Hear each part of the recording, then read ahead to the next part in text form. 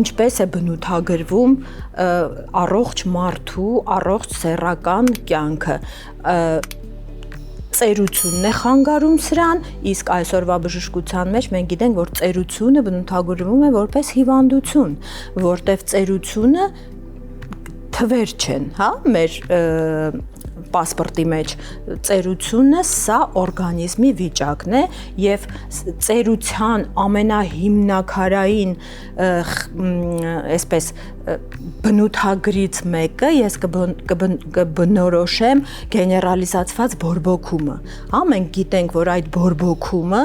արդեն տանում է անոթների պաթոլոգիայի, տանում է ավելքաշի, տանում է ինսուլինի հանդեպ ռեզիստենտականության եւ հետեւաբար այս վիճակում առողջ սեռական կյանքը չի կարող տեղի ունենալ, որտեղ խանգարվում է եւ պատենցիան, հա, էրեկտիլ դիսֆունկցիա է առաջանում տղամարդկանց մոտ, կանանց մոտ, չգիտես ինչու, մեր հասարակության մեջ այդ խանգարումներից ավելի